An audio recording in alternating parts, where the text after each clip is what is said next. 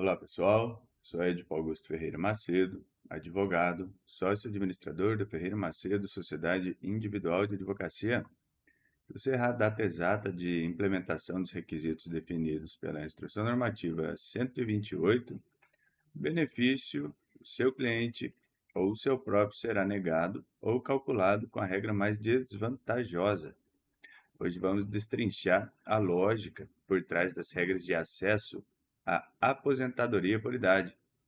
Estamos no portal do INSS, analisando a seção 1 das regras de transição, né? As disposições transitórias, especificamente naquilo que regulamenta a aposentadoria por idade, partindo especificamente do artigo 316, caput.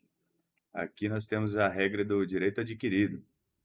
Fica assegurada a concessão da aposentadoria por idade ao segurado que, até 13 de novembro de 2019, data da publicação da Emenda Constitucional 103, tenha cumprido a carência exigida e completado 60 anos se mulher e 65 anos de idade se homem.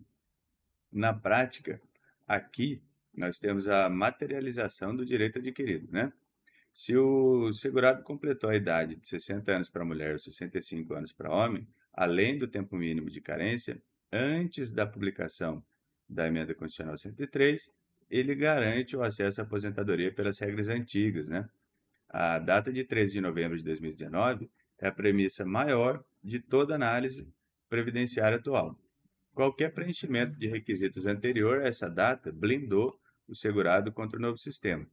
A estratégia é realizar uma auditoria rigorosa de tempo de contribuição para retroagir a data de cumprimento dos requisitos e afastar as regras pós-2019, né?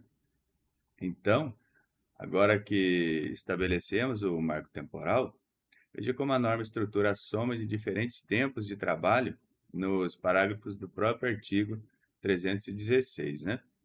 Parágrafo 1º. Os trabalhadores que não atendam aos requisitos para aposentadoria por idade do trabalhador rural, mas que satisfaçam a carência exigida computando-se os períodos de contribuição sobre outras categorias, né, urbanas ou rurais, farão jus à aposentadoria ao completarem 60 anos, se mulher, e 65 anos, se for homem. O disposto aqui, tá, se aplica exclusivamente aos segurados que tenham implementado todos os requisitos até 13 de novembro de 2019. Esse trecho regulamenta a aposentadoria por idade híbrida, né? Se o tempo exclusivamente rural não for suficiente, é possível somar os períodos de contribuição de categorias rurais e urbanas para satisfazer a carência exigida. A idade exigida permanece 60 anos para mulheres e 65 anos para homens. Mas o detalhe técnico aqui está na sucessão de atualizações, né, da instrução normativa. A norma exige que o segurado comprove a condição de trabalhador rural ou urbano na exata data de implementação dos requisitos, né, de acordo com as regras vigentes na época. Essa soma, né, de tempos do parágrafo 1º é estritamente limitada a quem implementou todos os requisitos até o marco de 13 de novembro de 2019. Tá? Então, se o segurado não atingiu os requisitos até 2019, a gente cai na regra do artigo 317. Tá?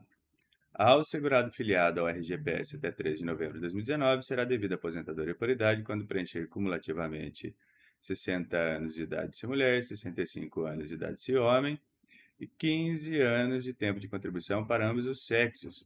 A partir de 1º de janeiro de 2020, a idade de 60 anos da mulher será acrescida de 6 meses a cada ano até atingir 62 anos de idade.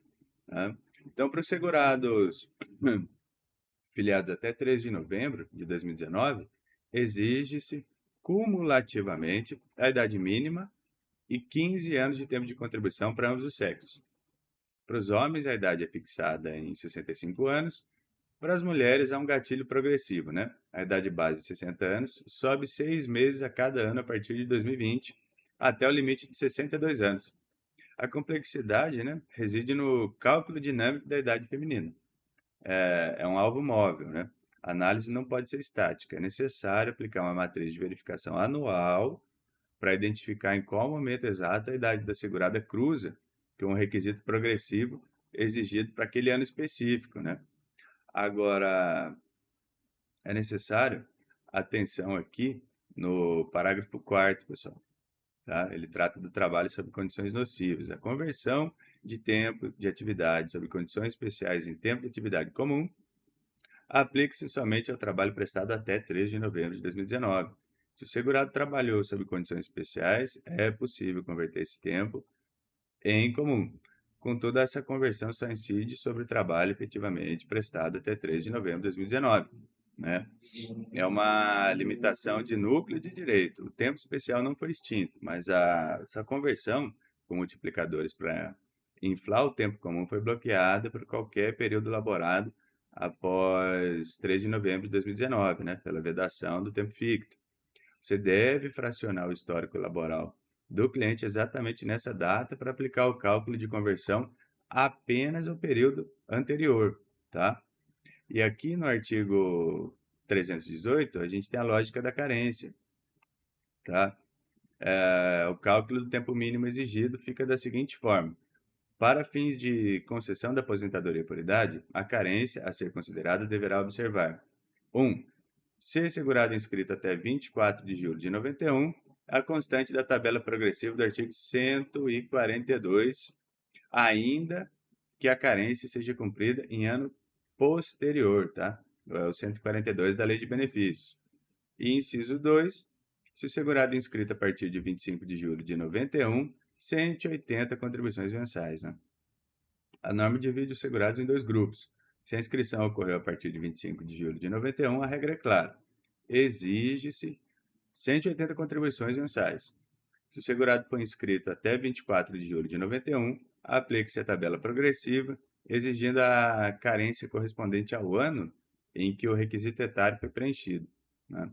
E, por verdade, o elemento crítico está no inciso 1, né? Inclusive, no caso de reingresso, tá? Se o segurado se filiou antes da véspera da publicação da Lei de Benefícios, né, a 8.213 de 91, perdeu a qualidade de segurado e voltou a contribuir décadas depois, ele preserva o direito à tabela progressiva. Isso altera substancialmente o número de meses exigidos para a concessão do benefício, né? Então, para sistematizar, a data de 13 de novembro de 2019 é o ponto de corte estrutural que define a viabilidade da concessão pelos parâmetros aqui dos artigos 316 ou do 317. O próximo passo é mapear rigorosamente o histórico contributivo do seu cliente. Verifique a data da primeira inscrição para definir o volume da carência exigida, isola e converta os períodos especiais trabalhados antes de 2019. Cruze essas variáveis para estruturar a melhor tese de concessão. Se esse vídeo lhe foi útil, dê um like, se inscreva no canal, compartilhe. Se tiver alguma dúvida, deixe aqui nos comentários e até a próxima.